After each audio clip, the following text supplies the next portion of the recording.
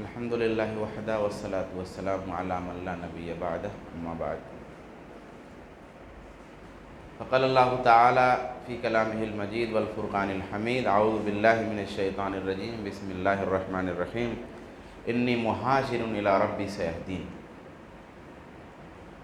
یہ ماہ محرم چل رہا ہے۔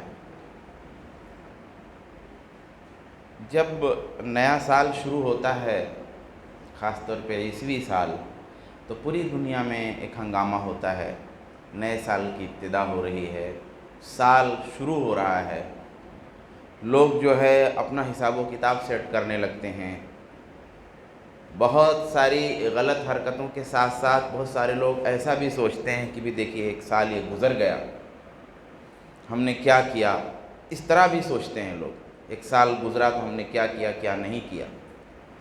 اپنی کمپنیوں کا حساب کتاب، اداروں کا حساب کتاب وغیرہ، جس طریقے سے سال کی جو شروعات ہوتی ہے، جس سسٹم سے، اس سسٹم سے لوگ دیکھنا شروع کر دیتے ہیں۔ مگر ہجرت کا سال آتا ہے اور چلا جاتا ہے، یہ پتہ بھی نہیں چلتا ہے بہت سارے لوگوں کو کہ ہاں ہجرت کا سال کوئی سال ہے، اسلامی کیلنڈر کوئی کیلنڈر ہے۔ اور برا ہو یہ 13-14 دنوں کا فرق کیا آیا، فارن کنٹریز میں بھی لوگوں نے عیسوی سن ہی شروع کر دیا کہ بھی 14، 13 یا جو بھی دن کچھ فرق پڑتے ہیں تو اس کی تنخواہ جو ہے کم دینی پڑے گی، تو پھر اس حساب سے بھی ہجری سن کا استعمال کم ہوا۔ تو یہ ایک بہت بڑی محرومی کی بات ہے کہ ہمارے یہاں ہمارے بچے یہ نہیں جانتے کہ ہمارا سال کب شروع ہوا۔ ٹھیک ہے، ایک طرح سے ایک رواج ہے، ایک ملک میں چل رہے ہیں تو ہم بہت کچھ بدل نہیں سکتے، لیکن کم سے کم کسی نہ کسی حوالے سے ہم کو اور ہمارے بچوں کو یہ پتہ تو ہونا چاہیے کہ ہمارا جو اپنا سال ہے اسلامی کیلنڈر وہ شروع ہو گیا ہے۔ وہ یہ محرم کی جو پہلی تاریخ ہے، محرم کی پہلی تاریخ سے ہمارا اسلامی نیا سال شروع ہو رہا ہے۔ تو اس حوالے سے تھوڑی سی گفتگو ہوگی انشاءاللہ تعالی۔ سب سے پہلے یہ ہے کہ ہجرت کس کو کہتے ہیں، تو عربی میں ہجرت کہتے ہیں چھوڑ دینے کو۔ ہجرت کا مطلب ہے چھوڑ دینا، یا کوئی دیہاتی شہر کی طرف نکل جائے تو اس کو بھی ہجرت کہتے ہیں عربوں میں، اس کو بھی کہتے ہیں ہجرہ، اس نے ہجرت کیا۔ یعنی مطلب یہ ہے کہ گاؤں چھوڑ کر کے وہ شہر چلا گیا، کیونکہ گاؤں چھوڑ کر کے شہر جانا کم ہوتا ہے، تو جب بھی کوئی چھوڑتا ہے تو اس کو ایسا کہا جاتا ہے کہ بھئی وہ ہجرت کر گیا، یعنی اس نے گاؤں چھوڑا، شہر جا کے بس گیا، یا ہجرت کیا اس نے، ہجرہ، اس نے چھوڑ دیا، تو چھوڑنے کا مطلب ہے۔ لیکن شرع کے مفہوم میں ہجرت کا مطلب یہ ہے، ہجرت کا مطلب شرع میں یہ نہیں ہے کہ انسان حالات سے گھبرا جائے اور گھبرانے کے بعد سب کچھ چھوڑ دے، بلکہ ہجرت کا مطلب یہ ہے کہ حالات جب ناموافق ہو جائیں تو اسلام کا کلمہ بلند کرنے کے لیے اور اس پر عمل کے لیے مناسب ماحول تلاشنا۔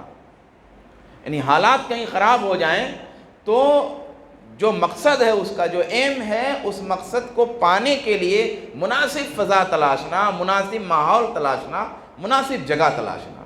آپ جب تاریخ پڑھیں گے نا تو تاریخ میں آپ یہ پائیں گے کہ جتنی بڑی بڑی تہذیبیں ہیں، جیسے رومن امپائر ہے، ایرانی تہذیب ہے جو آج تک چل رہی ہے، فارسی تہذیب، اور ہمارے ہندوستان میں جو تہذیب چل رہی ہے، یہ جب تہذیبیں آپ دیکھیں گے تو یہ آپ پائیں گے کہ یہ ہجرت کی بنیاد پہ بنی ہے۔ آپ ایسا سوچ رہے ہوں گے کہ ایسا کیوں ہوتا ہے؟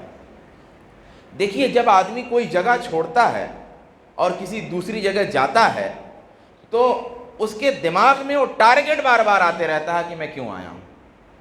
آپ دیکھیں گے اسی گاؤں سے کچھ لوگوں نے گاؤں چھوڑا ہوگا کافی ٹائم، تو کافی ٹائم چھوڑنے کی وجہ سے ان کے اندر ایک طاقت اندر آتی ہے، انرجی، اور اس کی وجہ سے وہ محنت کرتے ہیں۔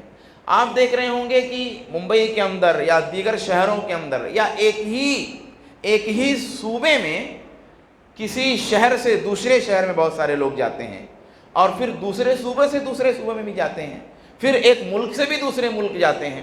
عام طور پہ آپ دیکھیں گے، عام طور پہ، کہ جو اپنی جگہ میں ہے اس نے تو ترقی کم کیا ہے، لیکن جو چھوڑ کے آیا ہے کسی صوبہ کو، کسی شہر کو، آپ اس کو دیکھیں گے اس نے ترقی کیا ہے۔ آپ بہت ساری مثالیں آپ دیکھ سکتے ہیں، آپ ممبئی اور بھیونڈی کے شہروں میں آپ دیکھ سکتے ہیں، وہاں پر آپ دیکھیں گے آدمی گجرات سے آیا ہوا، آدمی یو پی سے آیا ہوا، آدمی راجستھان سے آیا ہوا ہے، یہاں پہ آدمی باپ دادا سے رہ رہا ہے، لیکن ایک آدمی باہر سے آیا ہوا ہے، باہر سے آ کر کے بہت بڑا سیٹ ہے، بہت بڑا کاروباری ہے، بہت بڑا پیسے والا ہے، جبکہ وہیں اس کے سامنے لوگ زمانے سے لائن سے آباء و اجداد پشتہ پشت سے رہ رہے ہیں، کچھ نہیں ہے۔ کیوں؟ تو ہجرت بذات خود اپنے اندر ایک طاقت رکھتی ہے۔ تو دنیا کی بڑی بڑی تہذیبیں ہندوستان کے اندر جو برہمن رہ رہا ہے وہ باہر سے آیا ہوا ہے، باہر سے آیا اور آج تک اس کی تہذیب غالب ہے، اس کا عقیدہ غالب ہے، اس کا کلچر غالب ہے، اس کی ریت، اس کا رواج غالب ہے، اور ہر طرح سے اب بھی غالب ہے۔ ہجرت کر کے آیا ہوا، چھوڑ کر کے آیا ہوا ہے۔ تو ایک تو اس طرح سے ہجرت کی بات ہوئی۔ ہجرت کی فضیلت بھی قرآن حدیث میں موجود ہے اور اس کی نظیریں بھی موجود ہیں قرآن و سنت میں، میں اس سے صرف نظر کرتا ہوں اور بات کو مختصر کرتا ہوں۔ ہجرت کے جو درجات ہیں تو کئی درجے ہیں ہجرت کے۔ ہجرت کا ایک درجہ تو یہ ہے کہ آدمی کی جو پچھلی زندگی ہے اس کو چھوڑ دے اگر غلط ہے اور نئی زندگی شروع کرے، یہ بھی ایک ہجرت ہے۔ حدیثوں میں اس کا بھی ذکر آیا ہوا ہے۔ اللہ کے رسول صلی اللہ علیہ وسلم سے پوچھا گیا ای الہجرت افضل، کون سی ہجرت افضل ہے؟ تو اللہ کے رسول نے فرمایا ان تہجر ما کرہ ربک، تم وہ چھوڑ دو جو تمہارے رب کو پسند نہیں ہے، جو تمہارے رب اب تو وہ ہجرت نہیں رہ گئی، اور ہجرت کی وہ کنڈیشن بھی نہیں رہ گئی۔ اب آج ہجرت کی وہ کنڈیشن نہیں ہے جو کنڈیشن پہلے تھی۔ حالانکہ جس طرح آج مسائل ہجرت میں ہیں کل بھی تھے مسائل، اور جس طرح اس وقت راستہ تلاشا گیا آج بھی تلاشے جا سکتے ہیں، کوشش کی بات ہے۔ پھر بھی ہجرت کی وہ کنڈیشن نہیں ہے جو پہلے تھی۔ تو ہجرت کا ایک درجہ یہ بتایا گیا کہ آپ اپنی غلط پچھلی زندگی چھوڑ دیں، یہ بھی ہجرت ہے۔ اسی طریقے سے ایک ہجرت یہ ہے کہ جس نظام حیات کو اس نے اختیار کیا ہے، یعنی جو طریقۂ زندگی اس نے اختیار کیا ہے اس پر عمل کرے اور اس کی دعوت دے، یہ اس میں بھی ہجرت کی اسے فضیلت مل سکتی ہے۔ یا پھر ایسا ہو جائے کہ اپنے اختیار پر جو اس نے دین اختیار کیا ہے اس پر عمل میں دشواری ہو رہی ہے، اس دین کی طرف بلانے میں دشواری ہو رہی ہے، اس دین کے لیے کام کرنے میں دشواری ہو رہی ہے، تو اس کے لیے اپنا وطن چھوڑ دے، یہ بھی ہجرت ہے۔ اب آپ دیکھیے کہ صحابہ کرام رضوان اللہ تعالی علیہم اجمعین نے اسی محرم کی مناسبت سے، اسی نئے سال کی ابتدا کی مناسبت سے یہ بات آتی ہے کہ صحابہ کرام رضوان اللہ تعالی علیہم اجمعین نے جو ہجرت کی تھی وہ کتنی بڑی ہجرت تھی، جس کا تذکرہ میں نے کچھ اشارہ جو ہے خطبہ جمعہ میں کیا تھا کہ وہ کتنا بڑا کام تھا، کوئی آسان بات نہیں۔ بھئی آپ یہاں گاؤں میں رہتے ہیں، آپ کا یہاں گھر ہے، آپ کی زمین ہے، بچے ہیں، سب تعلقات بنے ہوئے ہیں، ہر چیز سیٹ ہے۔ پریشانی میں بھی ہر چیز سیٹ ہو جاتی ہے جب کہیں آدمی رہتا ہے۔ لائٹ کی پریشانی ہوتی ہے جب کہیں آدمی زمانے سے رہ رہا ہو تو اس کو بھی سیٹ کر لیتا ہے۔ تو ایک آدمی جہاں رہتا ہے نا، پریشانیوں کے باوجود، تمام راستہ خراب ہے لیکن اس کو کدھر سے جانا ہے، کس موسم میں، وہ سیٹ کر لیتا ہے۔ بارش میں کیسے معاملہ گزارنا وہ سیٹ کر لیتا ہے، گرمی میں کیسے معاملہ رکھنا وہ سیٹ کر لے، کیونکہ زمانے سے رہ رہا ہے۔ تو زمانے سے کہیں رہنے کی وجہ سے اس کے سارے معاملے سیٹ ہوتے ہیں، اس کا گھر، اس کی زمین۔ اس کو چھوڑ کے جانا کوئی چھوٹی بات نہیں ہے، اس کو چھوڑ کے جانا کوئی چھوٹی بات نہیں ہے۔ اچھا، صحابہ کرام نے چھوڑا تھا تو ملا ہی کہاں؟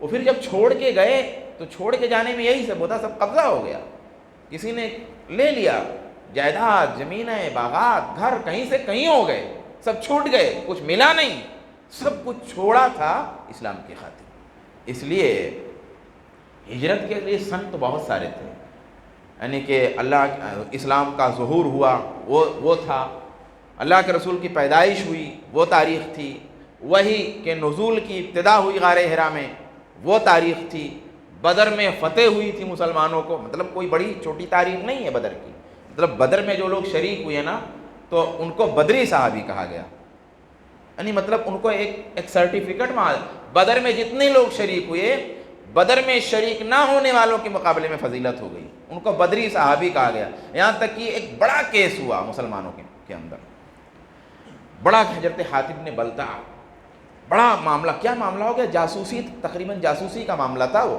جیسے لوگ کہتے نہیں بھئی صحابہ کرام کی غلطیاں بیان کر سکتے، لیکن کیسا؟ عبرت کے لیے، زندگی میں تبدیلی کے لیے، برائی کے لیے نہیں، عبرت کے لیے، نمونے کے لیے، اپنے اندر تبدیلی لانے کے لیے، آنسو بہانے کے لیے اپنے اندر، اس کے لیے بیان کر سکتے۔ تو کیا ہوا، ان کے بال بچے مکے میں تھے اور انہیں رسول سے محبت تھی اور اسلام پر یقین تھا اور اللہ پہ بھروسہ تھا کہ ہمارے رسول فتح یاب ہوں گے۔ فتح یاب کون ہوگا؟ ہمارے رسول فتح یاب ہوں گے، ان کو یقین تھا، ایمان تھا۔ تو جب انہوں نے سوچا کہ جب فتح ہماری ہی ہونی ہے تو اپنے جو بال بچے کچھ رشتہ دار تھے ان کو تھوڑا بتا دیا کہ تاکہ ان کے گھر والوں کا وہ لوگ لحاظ کرے جب یہاں سے فوج جائے، کچھ کنڈیشن ایسی تھی۔ اب یہ خط جو ہے پکڑا گیا، اللہ تعالیٰ نے اللہ کے رسول کو بتا دیا اور وہ خط بہرحال پورا واقعہ تفصیل سے وہ لیٹر پکڑ لیا گیا۔ اب ٹھیک یہ دیش دروہ کا کیس تھا، دیش دروہی کا تو کیس ہے، ٹھیک دیش دروہ کا کیس تھا، اور دیش دروہ تو چھوٹی چیز ہے، اللہ و رسول سے غداری کا کیس تھا۔ حضرت عمر بن خطاب رضی اللہ تعالیٰ عنہ فرماتے ہیں کہ اللہ کے رسول آپ اجازت دیجئے میں اس منافق کی گردن مار دوں۔ اللہ کے رسول نے کیا کہا تھا جانتے ہیں؟ کہا لعل اللہ اطلع علی اہل بدر، اللہ کو پتا تھا اہل بدر کیا کریں گے، کہہ دیا افعلوا ما شئتم، تم جو چاہو کرو، یہ بدری ہیں، بدر میں شریک ہوئے تھے۔ آپ دیکھیں بدر کی فضیلت۔ اور اب یہاں ہم نے واقعہ صحابی کی غلطی اہل حدیث بھی بیان کرتا ہے، لیکن ہم نے بھی غلطی بیان کیا، آپ نے سنا، اس میں کیا نزاکت ہے؟ اس میں اللہ کے رسول کو ان کی محبت پہ یقین ہے، ان کی فضیلت، ان کا مرتبہ۔ وہ غلطی ہو گئی، انہوں نے توبہ کیا اس سے، اور وہ غلطی کوئی دشمنی میں نہیں کیا تھا، بہرحال غلطی ہوئی تھی۔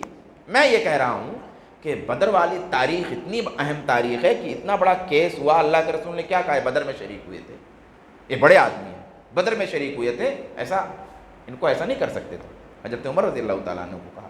تو بدر کی تاریخ بھی موجود تھی، مکہ میں فتح ہوا تھا، نہیں پورا ظلم کتنا ہوا تھا مسلمانوں کے ساتھ، کیسا کیسا بلال کے ساتھ کیا گیا تھا، کیسا سمیہ کے ساتھ کیا گیا تھا، کیسا عمار کے ساتھ کیا گیا تھا، کیسا عثمان غنی کے ساتھ کیا گیا تھا، کیسا صدیق اکبر کے ساتھ ہوا تھا، کیسے کیسے جب فتح ہوئی نا تو پورا کہتے ہیں کہ نا وہ زخم سب ادھڑ گئے، تازہ ہو گیا سب، یہ میرے ابا کو مارا تھا، اس نے میری اماں کو مارا تھا، یہ ہے جس نے مجھ کو پریشان کیا تھا، یہ اس کے خاندان والے تھے جنہوں نے مجھے ستایا تھا، سارے زخم ادھڑ گئے۔ ایک صحابی کے منہ سے نکل گیا آج تلوار کا دن ہے، الیوم یوم الملحمہ، آج تو ایسا مارا جائے گا کہ کاٹ کے رکھ دیں گے۔ خون ابل گیا سب، پرانا زخم سب تازہ ہو گیا، سارا ظلم یاد آ گیا، گھر چھوڑ کے گئے تھے، اپنی زمین چھوڑا تھا، سب یاد آ گیا۔ اللہ کے رسول نے کہا الیوم یوم المرحمہ، آج رحمت کا دن ہے۔ تو یہ شاندار داخلہ ہوا تھا مسلمانوں کا، ایک فتح، وہ بھی ایک تاریخ تھی، اللہ کے رسول کی وفات کی تاریخ بھی تھی، بہرحال یہ ساری تاریخیں تھیں۔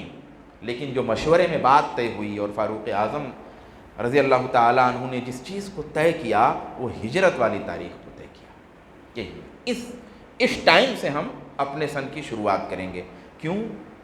یہ پیغام دینے کے لیے کہ جب بے سر و سامانی کی حالت ہو جائے تو سامان کیسے پیدا کرنا ہے، حالات بالکل خراب ہو جائیں، کمرہ ہے، آدمی بند ہے، دروازے پر اینٹیں لگا کر کے اس کو بند کر دیا گیا، دیوار دے دیا گیا، چاروں طرف سے بند ہے، مگر اس حالت میں بھی آدمی نا امید نہ ہو، اس حالت میں بھی وہ یہ سوچے کہ میں دیوار توڑ سکتا ہوں، میں کوئی سوراخ پیدا کر سکتا ہوں۔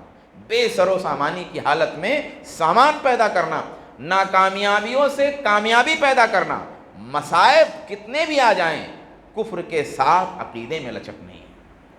حالات خراب ہوں گے، ہمارے بھی حالات خراب ہیں، تو کیا حالات خراب ہونے کی وجہ سے کہیں جائیں اپنا سر مار لیں کیا؟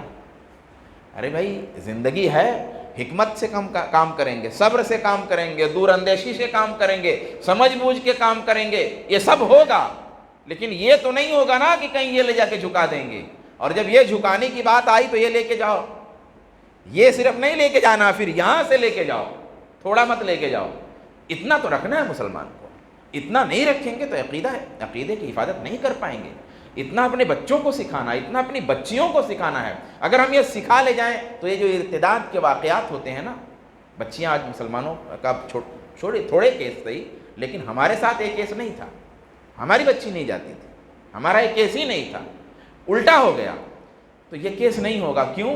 جب اس کو یہ معلوم ہو جائے کہ سب کچھ چلا جائے، آبرو بھی جا سکتی ہے مگر عقیدہ نہیں جا سکتا، تو عقیدے کے بارے میں اگر اتنا سینسٹیو ہمارے بچے ہو جائیں، بچپن سے ہو جائیں، اللہ اور اس کے رسول کی محبت، قرآن کی محبت، صحابہ سے محبت اور سارے جو دھاگے ہیں نا، بھئی آدمی کو، ایک آدمی ہے اس کو وہ کچھ کھو نہیں رہا ہے، تو جب کچھ کھو نہیں رہا اسے کوئی احساس نہیں ہوگا، لیکن جب کچھ کھونا لگے، جب آدمی مرتد ہو رہا ہے، آدمی دین سے پھر رہا ہے، اس کو لگے کہ ہاں یہ رسی تڑام سے ٹوٹی، یہ درخت دھڑام سے گر رہا ہے، پورا نیچے سے اوپر تک دھماکے ہو رہے ہیں، آنکھوں میں دھماکہ ہو رہا ہے، قرآن پڑھتا تھا، دل میں دھماکے ہو رہے ہیں، محبتیں پھوٹ رہی ہیں اندر، دل میں دھماکے پہ دھماکے ہو رہے ہیں، فاروق سے محبت ہے، اماں عائشہ سے محبت ہے، اماں حفصہ سے محبت ہے، سمیہ سے محبت ہے، فاطمہ بی بی سے محبت ہے، یہ سارے لوگوں سے محبتوں کے دھماکے ہو رہے ہیں، قرآن کی صورتیں دھماکہ کر رہی ہیں،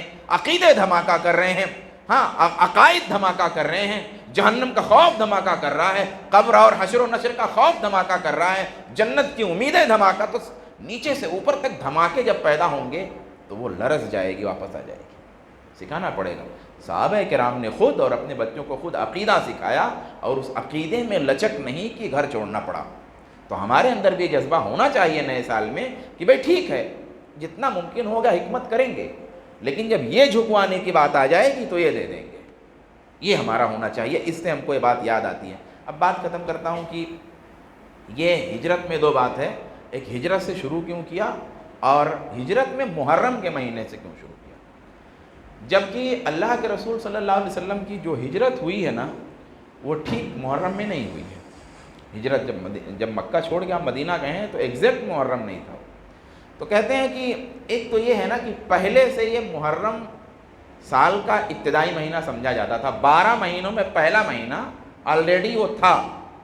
تو کہتے ہیں کوئی سیٹ اپ اگر جائز ہے، ہمارے ہاں تھوڑا فتوے کا بھی بہت زیادہ رہتا ہے کہ بس کوئی نئی بات پیش کرنی، بھی اگر کوئی بات جائز ہے، کوئی بات جائز ہے اور اس میں کوئی برائی نہیں ہے اور اس کی وجہ سے کوئی فساد لازم نہیں آ رہا ہے عقیدے کا، عمل کا، سنت کا، تو اس کو اسی حال پر باقی رکھنا چاہیے، اس میں بہت زیادہ چھیڑ چھاڑ نہیں کرنا چاہیے۔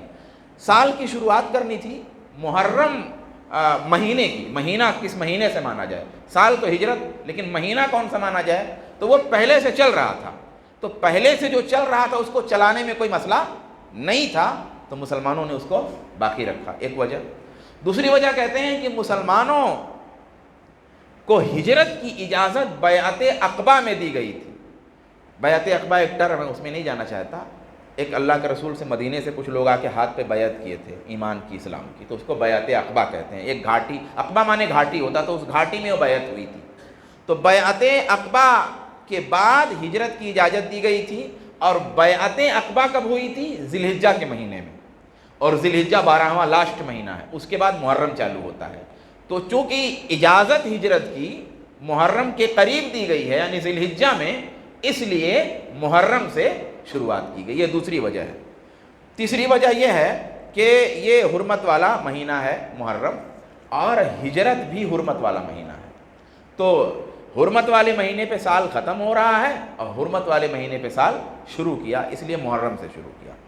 محرم کا کوئی تعلق حضرت حسین رضی اللہ تعالیٰ عنہ کی شہادت سے نہیں ہے، لیکن افسوس کی بات یہ ہے کہ محرم کا جو نام ہے اس کا پورا ٹوٹلی کانسیپٹ سیدنا حسین رضی اللہ تعالیٰ عنہ کی شہادت ہے، جو اللہ کے رسول کے وفات کے کافی زمانے بعد واقع ہوا ہے۔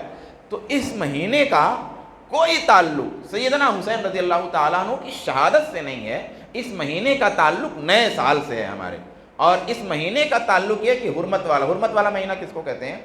حرمت والا مہینے کا مطلب یہ ہے کہ اس مہینے میں برائی کرنا دیگر مہینوں کے مقابلے میں زیادہ خراب ہے۔ جیسے کوئی گناہ کا کام، ایک آدمی سگریٹ مسجد کے باہر پی رہا ہے وہ بھی گناہ ہے، مسجد کے اندر پی رہا ہے تو بڑا گناہ ہے۔ تو حرمت والے مہینے کا مطلب یہ ہوا کہ اگر کوئی برائی آپ سے غیر حرمت والے مہینے میں ہوتی ہے تو وہ بھی برائی ہے، لیکن جب حرمت والے مہینے میں ہوگی تو وہ زیادہ برائی ہے۔ تو ان مہینوں کا خیال رکھنا چاہیے، تو محرم کا اس لحاظ سے بھی خیال رکھنا کہ برائیاں ہم اس مہینے میں نہ کریں۔ اب سن ہجری کی جو خصوصیات ہے اس کو بتا کر کے میں بات ختم کرتا ہوں کہ اس کی بنیاد اصل میں چاند پہ ہے، جس کو کہتے ہیں قمری کیلنڈر۔ قمری کیلنڈر، قمر چاند کو عربی لفظ قمر ہے، تو قمری کیلنڈر ہے، اس کو کہتے ہیں قمری تقویم۔ تقویم کا مطلب کیلنڈر ہوتا ہے عربی میں، تو قمری تقویم پہ ہے ایک خصوصیت۔ اور اسلام نے تاریخ میں چھیڑ چھاڑ سے منع کیا، اس لیے اصلی صورت پہ اسلامی کیلنڈر ہے۔ دیگر کیلنڈر میں کیا ہے نا، گھٹتا بڑھتا رہتا ہے، یہاں تک کہ جو عیسوی کیلنڈر ہے اس میں ایک بار 6-7 دن کے فرق کے ساتھ کیا گیا ہے، کچھ سالوں کے بعد 1-2 دن کا فرق کر دیا جاتا ہے۔ بکرمی کیلنڈر جو یعنی کہ مطلب ہندوستان میں ہمارے جو دھارمک کیلنڈر ہے ہمارے برادران وطن کا، جو مذہبی کیلنڈر ان کا ہے، تو اس مذہبی کیلنڈر میں کچھ دن کو جوڑتے ہی نہیں ہیں۔ تاکہ ہر مہینہ موسم پہ آئے۔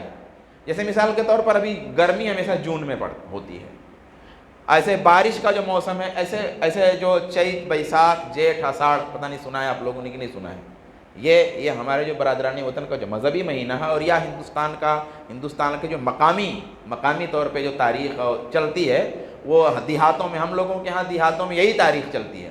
یعنی جو عورتوں کے ہاں جو تاریخ ہم لوگوں کے گھروں میں چلتی ہے، ابھی تو چلن نہیں رہ گیا اتنا زیادہ، تو عورتوں میں جو مائیں، دادیاں، ہماری بہنیں، ان لوگوں کے ہاں کون سا کیلنڈر چلتا تھا؟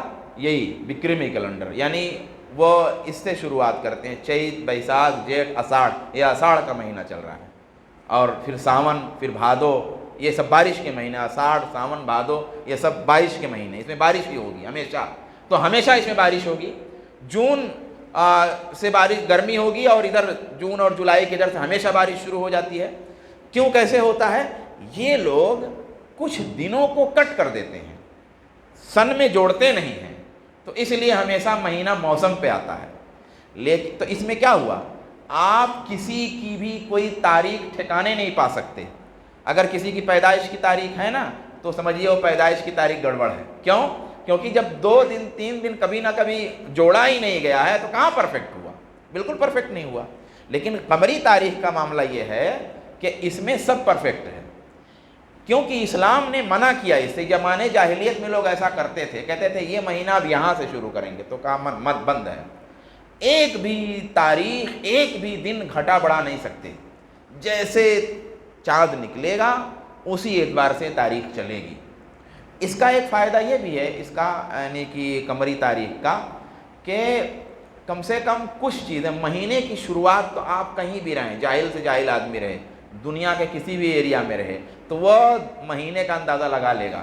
چاند پورا مون لائٹ فل ہے تو اس سے لگا لے گا وہ 14ویں 15ویں ہے، وہ اندازہ اس کو ہو جائے گا، بغیر گھڑی دیکھے، بغیر موبائل دیکھے، بغیر کچھ دیکھے، وہ کہیں بھی رہے دنیا میں، وہ چاند دیکھ کر کے کلیئر کر لے گا کہ لگ بھگ کتنا دن ہے، لگ بھگ تقریباً 1-8 دن کا فرق ہو جائے، ورنہ وہ ایگزیکٹ اس کا جوڑ گھٹانا صحیح رہے گا۔ یہ بھی ایک خصوصیت اس کی ہے۔ اور جو سن پرانے ہیں، جیسے بکرمی ہے اور یہ عیسوی سن ہے، بہت پرانا مانا جاتا ہے، تو یہ سب تاریخیں ہجرت کے بعد ہی مطلب مدون ہوئی ہیں۔ مدون کا مطلب باقاعدہ کام جس پہ ہوا، پہلے نہیں تھا اس پہ کام۔ تو اسلام نے اگر تبدیلی کو گوارا کیا ہوتا تو جانتے ہیں کیا ہوتا؟ یا شمسی کیلنڈر کو اسلام اگر مان لے، جانتے ہیں کیا ہوتا؟ عیسائی کیلنڈر کو مان لے تو جانتے ہیں کیا ہوتا؟ ہوتا یہ کہ جو ایریاز گرمی کے والے ہیں، ان کا رمضان ہمیشہ گرمی میں پڑتا، ہمیشہ پریشان رہتے، کہیں ہمیشہ جو ہے روزہ 17 گھنٹے کا ہوتا، 14 گھنٹے کا ہوتا، 15 گھنٹے کا ہوتا۔ اور جو لوگوں کا ایریا ٹھنڈا ہے، ان کو ہمیشہ آسانی رہتی۔ لیکن اسلام کے اس کیلنڈر کی خصوصیت یہ ہے کہ کبھی ایسا نہیں ہوتا کہ رمضان ہمیشہ گرمی میں پڑے، 1-2 سال پڑتا ہے، 3 سال پڑتا ہے، برداشت کر لے جاتے ہیں، اور ہمیشہ گرمی میں پڑے گا تو بہت مشکل ہو جائے گا۔ تو میں یہ کہنا چاہتا تھا، اور اس بات اب ختم کر رہا ہوں، کہ یہ جو ہجرت کی تاریخ ہے، یہ تاریخ ہمیں ایک عہد کی یاد دلاتی ہے، اور اس عہد کو یاد کر کے ہم اپنے بچوں کو نصیحت کر سکتے ہیں۔ نیا سال شروع ہو، اس میں صحابہ کرام کی کچھ سیرت بتائیں، اور کیسے صحابہ کرام نے ہجرت کیا تھا، اور کس وجہ سے ہجرت کیا تھا، کس وجہ سے مکہ چھوڑا تھا، اور اس سے کیا نتیجہ ہوا، اور یہ سن کب جاری ہوا، حضرت عمر کون تھے، اور ان کے ساتھ جو لوگ تھے وہ کون لوگ تھے۔ ایک مناسبت سے اپنے بچوں کو اپنے گھروں میں اس کو ہمیں بتانا چاہیے، کیونکہ اس سے جو ہے ایک فائدہ ہوتا ہے کہ ایک دین کی محبت، عقیدے کی محبت، ایک ربط پیدا ہوتا ہے اس سے، اور زندگی میں اس کا بہت اثر پڑتا ہے۔ اللہ تبارک و تعالیٰ سے دعا ہے کہ اللہ تبارک و تعالیٰ مجھ کو، آپ کو، سب کو توفیق عطا فرمائے۔ آمین ثم آمین یا رب العالمین، وآخر دعوانا الحمدللہ۔